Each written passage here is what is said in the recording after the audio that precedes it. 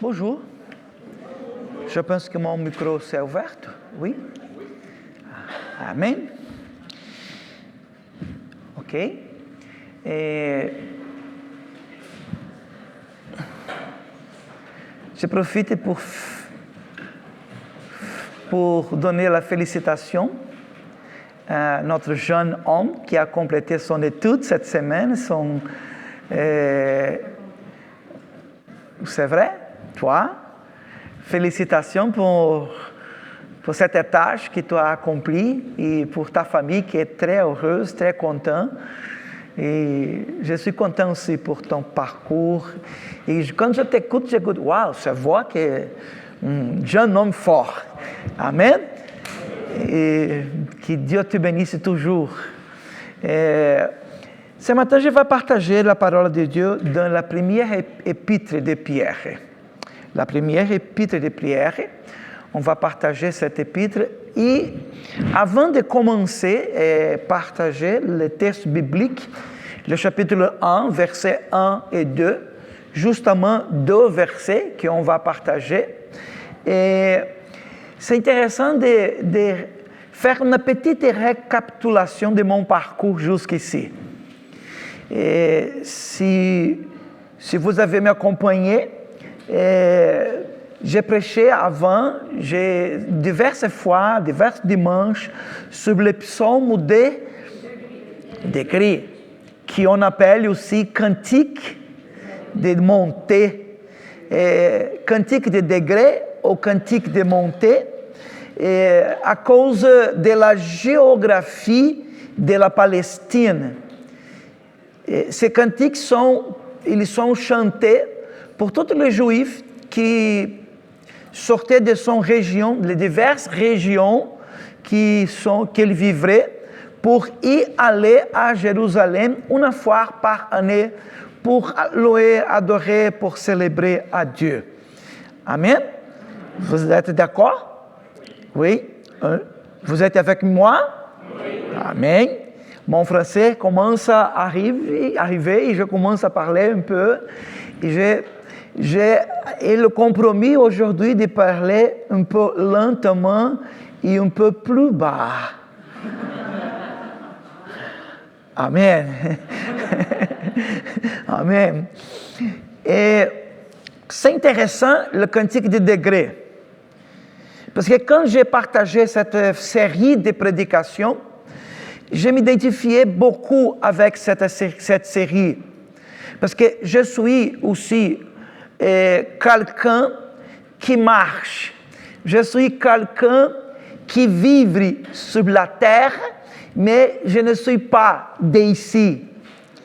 Le cantique de degré, c'est un groupe de psaumes qui marque une chose qui est peculiare à nous tous. Nous sommes des pèlerins. Nous sommes dans ce monde, mais nous ne sommes pas de ce monde. Amen. On nous fait part de ce monde.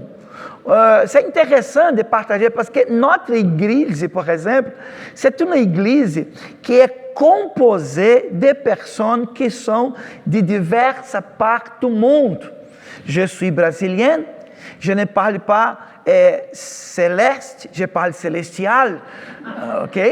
Je ne parle pas souvent, parce que le mot pas n'existe pas dans mon vocabulaire. C'est intéressant. Et j'ai toujours, Paulo, tu dois dire les pas quand tu fais une phrase dans la négative. Mais les pas ne font pas de mon vocabulaire et de ma tête aussi. Donc, je suis brésilien. Mais notre église, elle est composée de gens qui viennent d'Afrique. Hein? Et je me souviens qu'on devrait prier pour Donna. Donna, elle va voyager à Cameroun cette semaine pour visiter son famille. Il doit prier pour ce jeune homme qui fait partie de notre église aussi. Amen. On doit prier pour lui et saluer pour lui, lui pour moi. E embracei lui pour moi, en disant que Paulo, ele a mentionné ton nom dans l'église. Je souhaite que Donna puisse nous regarder pour sur la transmission. nous sommes pèlerins. Nous ne sommes pas d'ici. Mais être pèlerin est vraiment notre identité. C'est une question que je me pose cette semaine et à mesure que j'ai commencé à lire la première épître de Pierre. Être pèlerin, nous sommes des pèlerins, mais être pèlerin est notre identité de base, est notre identité fondamentale, est notre identité fondamentale. Quelle est notre identité fondamentale? Je vous invite à lire avec moi Pierre 1, versets 1 et 2. Pierre 1, on va lire ensemble, s'il vous plaît. Pierre, apôtre.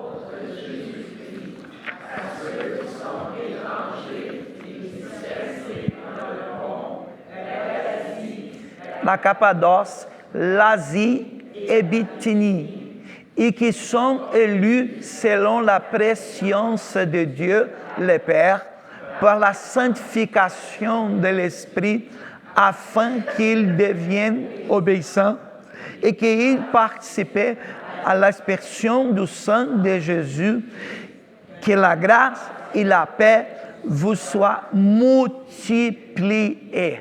Amen. Ce texte-là, cette petite portion de texte, c'est une synthèse.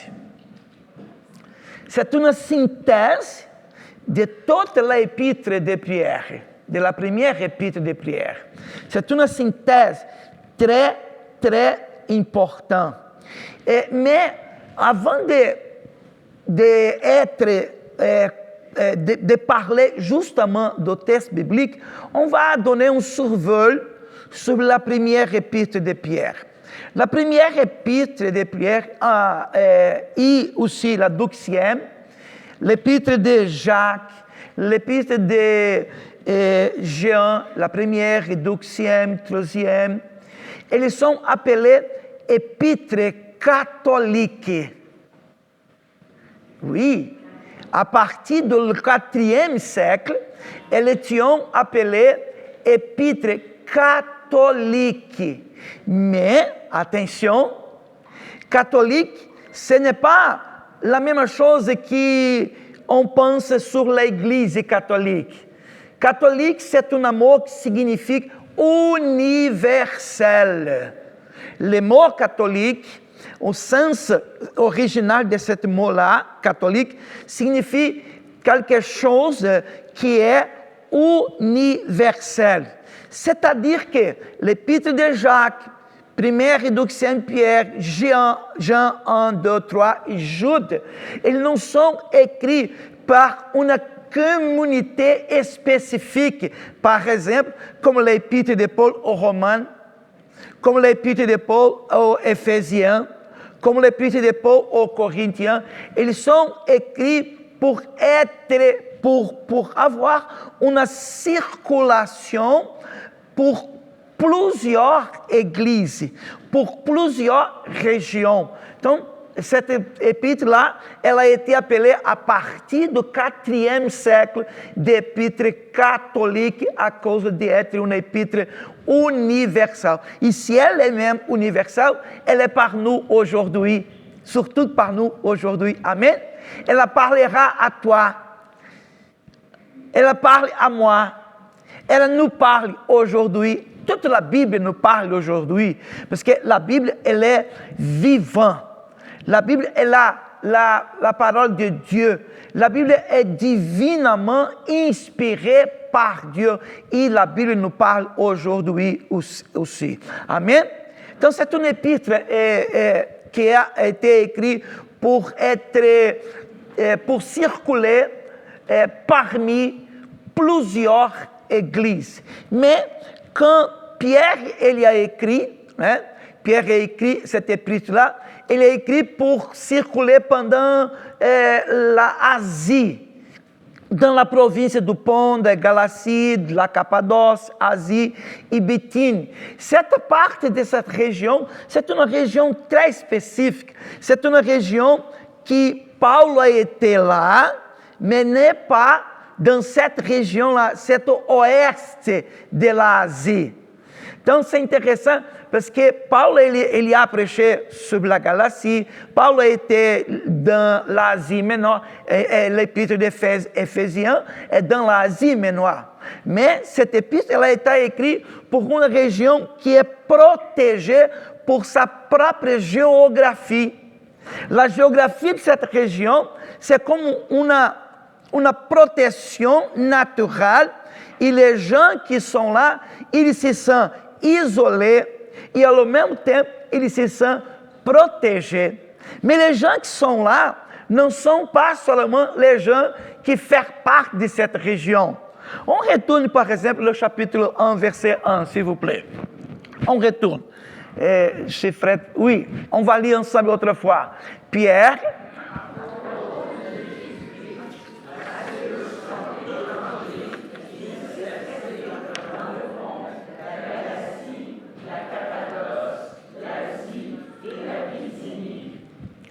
Ah.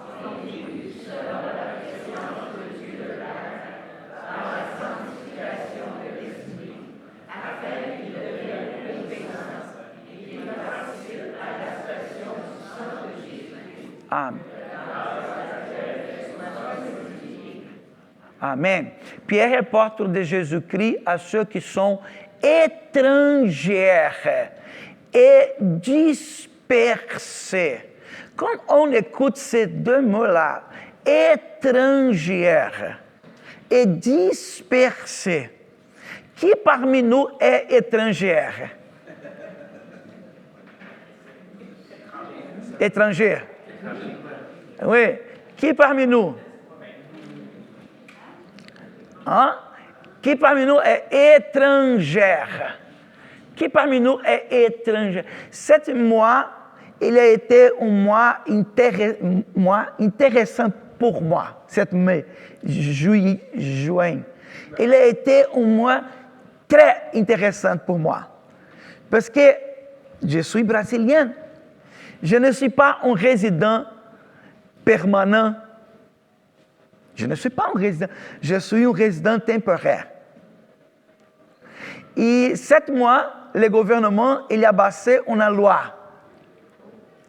qui quelqu'un dans la province du Québec, et le gouvernement du Québec, il a suspendu une lettre qu'il donne, le gouvernement du Québec, aux immigrants qui sont ici, pour avoir une lettre qui dit que cette personne-là, elle a été ou elle a vécu une expérience québécoise.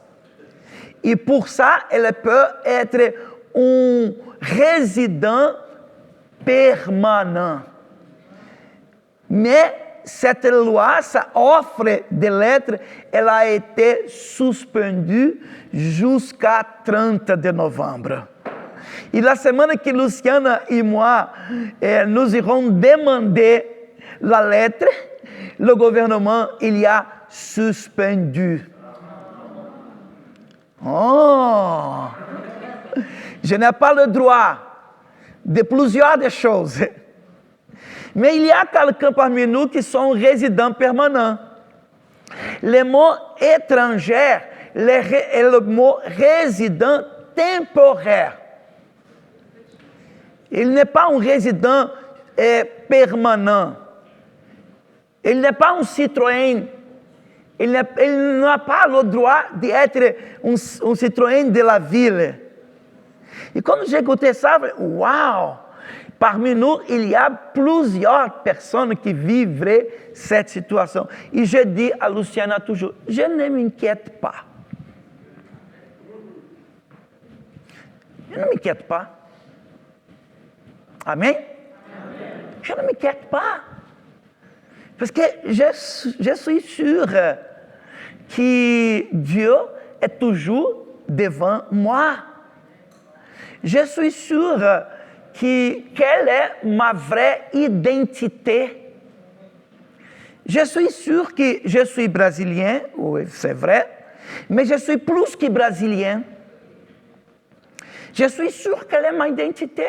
Et si les portes sont fermées pour nous, mais attention, j'ai un permis d'être ici jusqu'à 2027. Ah, não te quitte. Amém?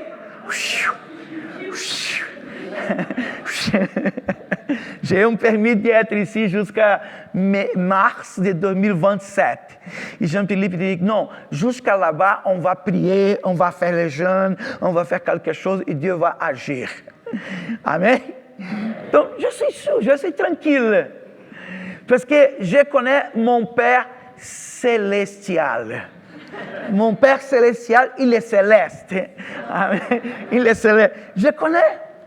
Mais regarde, imaginez-vous ce groupe de gens là qui sont étrangers et qui vivraient dans un endroit qui não fait parte de sa vie quotidienne. Eles ont expérimenté um changement géographique significatif. Mais plus d'avoir expérimenté um changement géographique, eles ont expérimenté aussi um changement de vie. E quando j'ai pensé ça, en tant qu'immigrant, c'est différent, parce que je dois changer géographiquement, venir vivre ici, changer géographiquement, changer de climat. Quand j'ai arrivé ici, le 31 de février, de ce jour-là, la température est moins 40 degrés. Je sortais de mon pays 40 degrés. E j'avais un délai un choc thermique, un choc culturel. Oui, parce que quand on vient de voyage, normalement, on prend un jour ou deux pour reposer. Mais le jour que j'ai arrivé ici, à le même moment que j'ai arrivé, les camions avec les meubles et toutes les choses arrivent au même moment que moi. J'ai dit, waouh! Et foi la première fois que j'ai écouté, voyons donc. Bon, regarde, ils sont là. Pour vous qui êtes québécoises, vous ne comprenez pas le changement que l'immigrant passe. C'est un changement fort, não é só justement um changement géographique. Ils ont expérimenté un changement de toute façon. Par exemple, quand nous regardons le verset 18 do chapitre 1, le verset 18, on va lire ensemble, tout le monde, on va, sachant que n'est pas par des choses périssables, par de l'argent ou de l'or que vous avez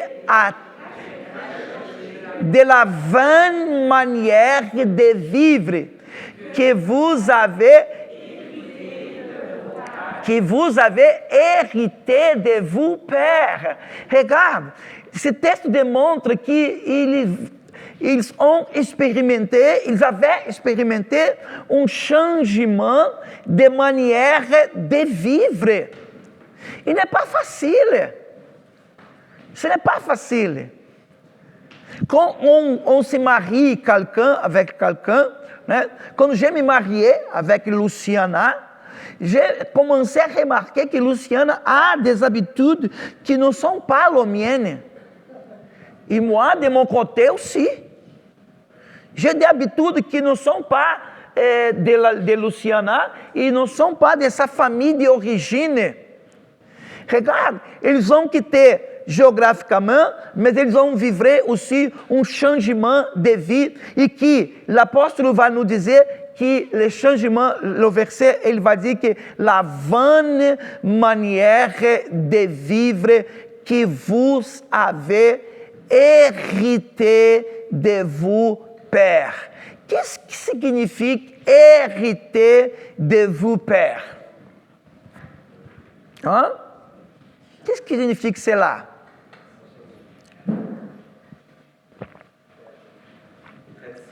Hein? Les traditions. Traditions, d'habitude, façon de penser. Hein? La culture, oui, c'est vrai. Éducation. Um dos problemas des immigrants é que on change géographiquement, mais et je parle en tant qu'immigrant, on a une certaine difficulté de changer notre mindset, de changer notre... Et nous espérions que les personnes comprennent que notre façon de penser est la correcte. Il y a un choc. Changer n'est pas facile. Et on a aussi la résistance à changer. Surtout des valeurs, des cultures qui sont pour nous précieuses, qui appartiennent à notre famille d'origine. Imaginez-vous la situation. Vous avez hérité de vos pères. Ils ont changé géographiquement. Quand on lit le verset 23 de cette même texte biblique, chapitre 1, verset 23, le verset 23, il nous va dire une chose très intéressante. On va lire ensemble. Puis que vous avez été régénérés, non par une semence corruptible, mais pour une semence incorruptible, pour la parole vivante et permanente de Dieu. Puis que vous êtes régénérés. Qu'est-ce que régénérer? Être né de nouveau. Être né de nouveau. Nous ne sommes pas capables de changer notre façon de vivre si nous n'expérimentons pas l'expérience d'être régénéré. Pour notre propre effort. À partir de nous-mêmes, nous ne sommes pas capables de changer notre mentalité si nous ne vivons pas l'expérience de la régénération, d'être né de nouveau. É pour ça que plusieurs personnes qui ne sont pas régénérées ne comprennent pas la façon de le chrétien penser. La façon que nous pensons, c'est paraît pour quelqu'un une chose qui c'est bizarre, c'est étrange. Mais les hommes et les femmes qui ont été régénérés, ils comprennent. Vous avez compris? Oui. Ok, donc vous êtes régénérés. Amen. Oh. Oui, il est d'accord avec moi. On va lire aussi le chapitre 2, verset 2. Regarde ça. Désirez comme des enfants nouveau-nés le lait spirituel et pur afin que pour lui vous croissez pour les... Ok? Comme des enfants nouveau-nés. Donc, ce texte biblique, de cet vers texte biblique, remarque une chose. Ces gens à lesquels Pierre a adressé sa carte, ils ont changé, ils expérimenter un changement non seulement géographique, mais un changement de vie. Et quand on change de vie, plusieurs défis, plusieurs épreuves, plusieurs problèmes arrivent les changements. Le changement n'est pas gratuit.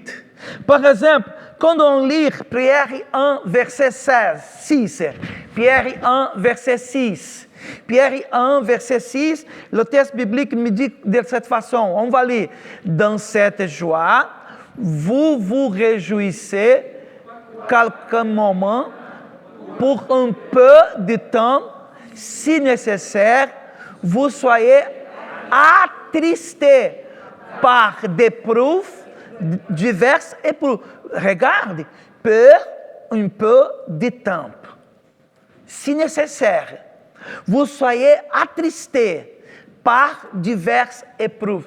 Est-ce que maintenant quelqu'un parmi nous passe pour épreuve? Non, je ne parle aux immigrants, je parle aux Québécois. Les immigrants, je sais que é toujours comme ça. Mais les Québécois, est-ce que quelqu'un parmi nous passe pour épreuve? Oui ou non?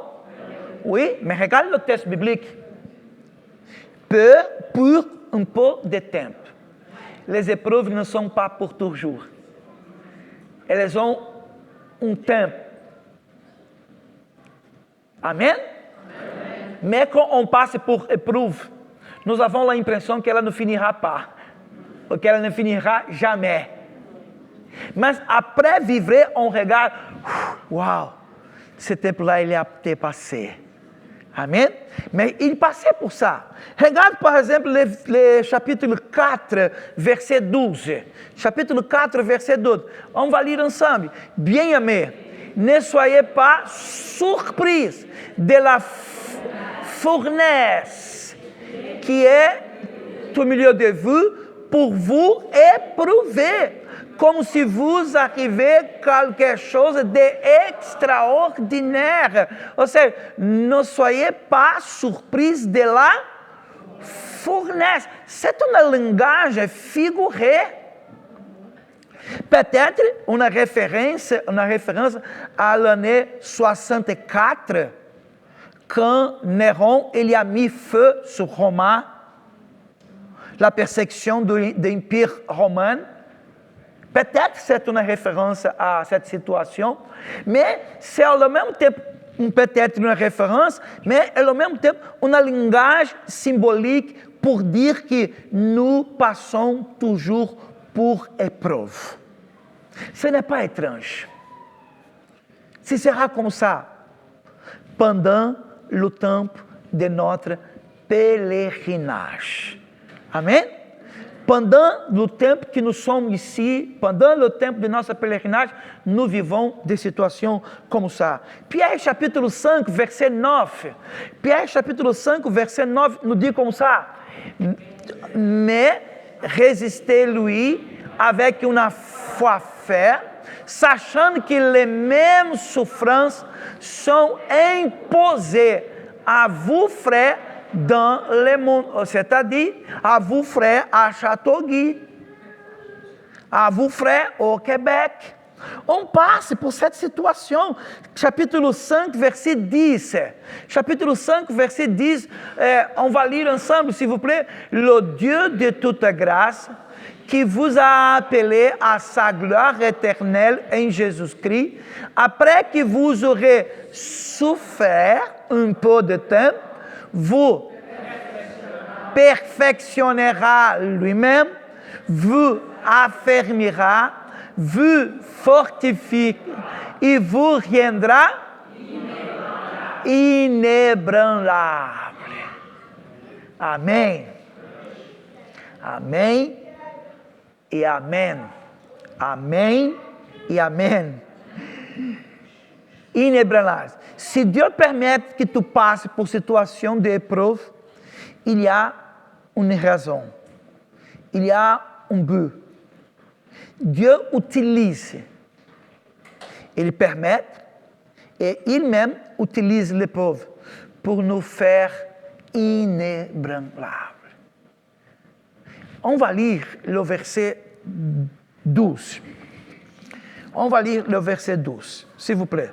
C'est par Sylvain, fidèle frère selon Dieu, que je brièvement pour vous exhorter, afin que, par la grâce de Dieu, vous vous conduisez comme il faut dans la lutte. Regarde. Maintenant, Pierre, il dit, quelle est l'intention d'écrire son épître? L'intention, c'est ça, encourager, fortifier, et encourager, exhorter, fortifier, donner le courage pour savoir comment il devrait se conduire pendant les luttes. C'est le motif de l'épître, c'est la raison de cette épître. Donner à la les gens, donner à l'Église et donner à nous aussi comment pouvons-nous survivre, comment pouvons-nous surmonter l'épreuve de la vie pendant notre pèlerinage. Amen. Après cette survol, on retourne au chapitre 1, versets 1 et 2. Et la question que j'ai demandée au commencement, quel est le plus significatif de notre identité? Quel est le significatif? Chapitre 1, versets 1 et 2. Chapitre 1, versets 1 et 2, s'il vous plaît. Pierre, apôtre de Jésus-Christ, à ceux qui sont étrangers et dispersés dans les ponts, les Galaties, la Cappadoce, l'Asie et la Bithynie, et qui sont élus selon la presse de Dieu. Hein?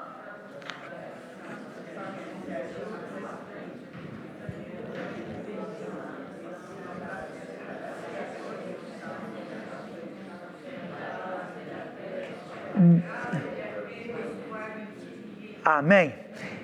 Dans ce texte, quel est le plus significatif qui fait partie de notre identité pour vous? Élu. C'est ça. Élu. Regarde le texte biblique. J'ai fait une comparaison dans le texte biblique. Vous êtes bon. Ok, on va lire le premier texte et le deuxième. Les hommes vont lire le premier texte. Les femmes vont lire le deuxième. La Bible Tob. Ok, les hommes avec Jean-Philippe. Apôtre de Jésus-Christ, à ceux qui sont étrangers et dispersés dans le pont. Ok, les femmes, s'il vous plaît, avec. Aux élus. Dans le pont.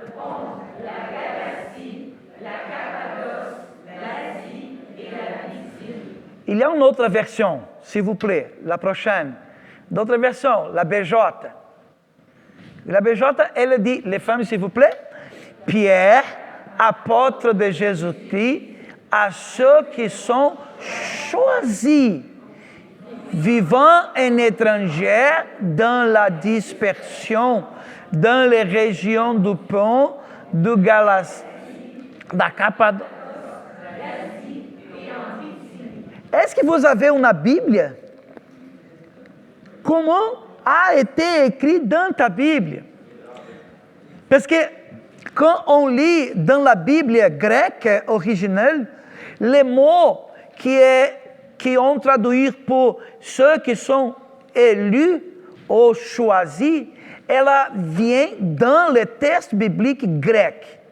Elle vient avant des étrangers. Pierre a choisi intentionnellement de mettre ce mot choisi devant d'écrire qu'ils sont étrangers. Ça signifie une chose très importante.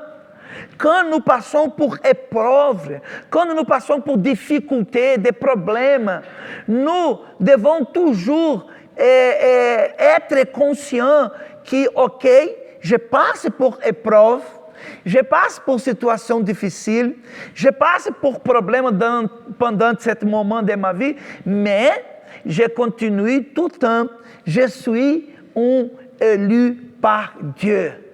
Amen. Si nous cette question, cette identité, ce caractère de notre identité est pour nous consoler. Il nous console. Mais être élu, il y a d'autres questions que nous devons comprendre. La question d'être élu. Être élu, c'est une question, il y a une origine divine. Regarde le verset 2. Je vais lire le verset 2 dans ma Bible et je encourage à lire aussi. Le verset 2. Et c'est intéressant parce que dans la Bible Louis II, le verset 2, il y a mis « et qui sont élus ». Mais ça que le mot « élu », elle ne fait part du verset 2. Elle fait part du verset 1. Mais la traduction, elle a mis ici pour dire que les étrangers qui sont dans la dispersion, ils sont avant de tout élus. OK? Mais comment s'y a passé cette expérience d'être élu? Comment s'y a passé? Première chose, être élu ne pas être élu pour nous-mêmes. Être élu, c'est par la grâce de Dieu. Il y a une origine qui n'est pas humaine. Être élu ne dépend pas de nos efforts, ne dépend pas de mon intellect, ne dépend pas de mon pays de naissance.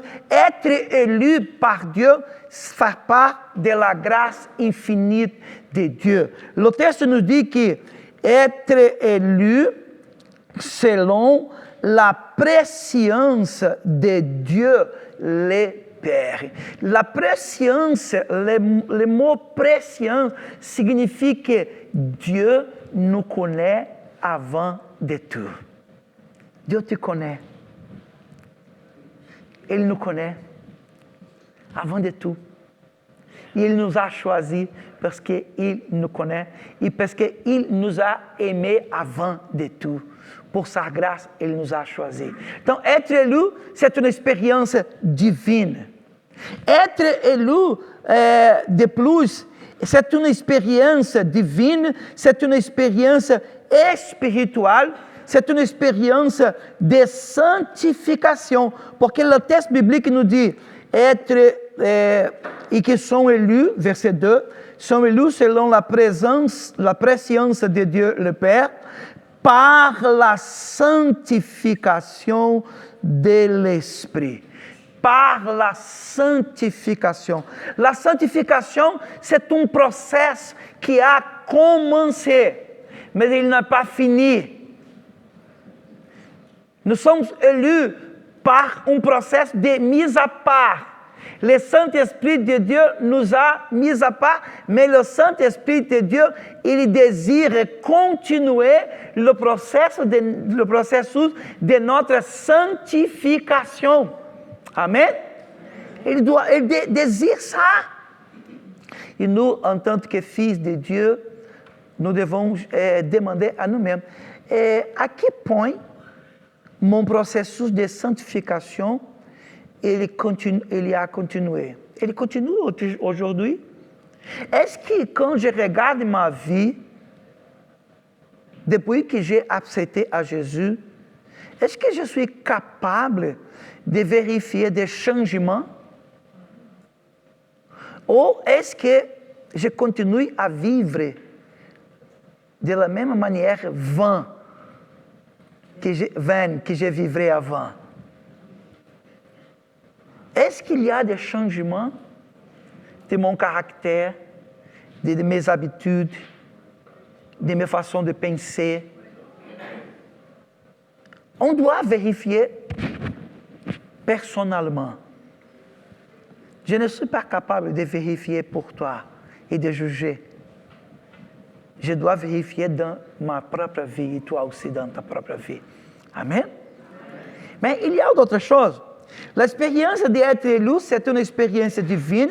C'est une expérience qui a été médiée par l'action de le Saint-Esprit, mais elle a aussi un but clair.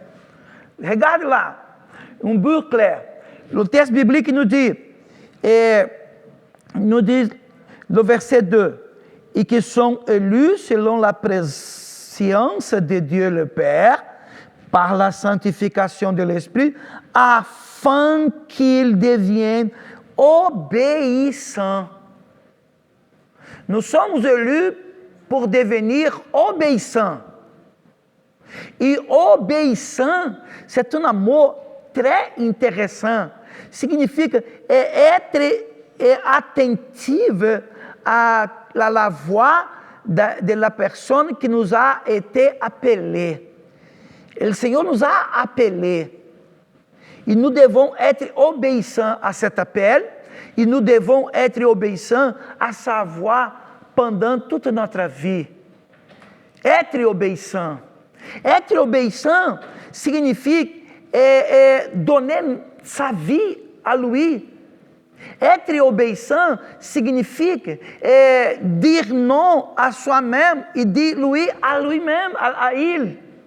Être obéissant signifie mourir à chaque jour dedans mon ego. Être obéissant é faire comme Jean-Baptiste. Il importe que je diminue et lui s'élève dedans moi. Être obéissant. Mais non seulement ça, être obéissant. Être obéissant e que eles participem à l'aspersão do sangue de Jesus-Cristo. Qu'est-ce que participer de l'aspersão? Participer de l'aspersão do sangue de Jesus é faire parte de la aliança. Faire parte de la aliança. La croix symbolise l'alliance que Dieu a fait avec nous. Tous les jours que nous célébrons le repas du Seigneur, le pasteur Jean-Philippe, il prend la coupe et dit, c'est la coupe de la nouvelle alliance. Le sang de Jésus qui a été aspergé sur la croix, il nous rend dedans la nouvelle alliance. Nous sommes élus pour ça, pour faire part d'une alliance éternelle. Quand nous vivons dans ce monde et nous avons cette conscience que nous sommes élus pour la initiative divine, nous sommes élus pour le processus de la sanctification qui a commencé, mais n'a pas fini, il continue aujourd'hui. Nous sommes élus pour être en alliance avec Dieu, en obéissance à volonté. Les épreuves seront surmontées plus facilement. Plus facilement. Et maintenant, je vous invite à réfléchir un peu. Fermez vos yeux, s'il vous plaît. Maintenant. Je vais prier. Je vais prier. Et si vous n'avez pas la conscience de faire partie de l'alliance avec Dieu en Jésus, je t'encourage maintenant à donner em prière, à donner ta vie à Jésus. Donner ta vie à Jésus. Dites-lui, Seigneur, minha vie, je te donne ce moment. Et je demande ton pardon. Je m'entrègue totalement, je me rends totalement à ta grâce infinie et je donne ma vie à toi. Et l'épreuve et les situations difficiles que je vivrai ne pourraient pas se comparer à la gloire qui sera révélée dans ma vie et dans l'éternité. Merci Seigneur pour ta parole. Merci pour ce moment de réflexion. Et s'il y a parmi nous, peut-être s'il y a des gens qui nous acompanham sur l'internet, que dans ce moment, cette personne puisse se rendre conscient de quitter la manière de vivre et vivre à partir d'ici en obéissant à ta voix. Bénis, Seigneur, chaque personne qui est ici, chaque personne qui nous acompanhe em ligne. Merci pour ta parole. Nous te prions, oh Dieu, au nom de Jésus. Amen. Que Dieu vous bénisse.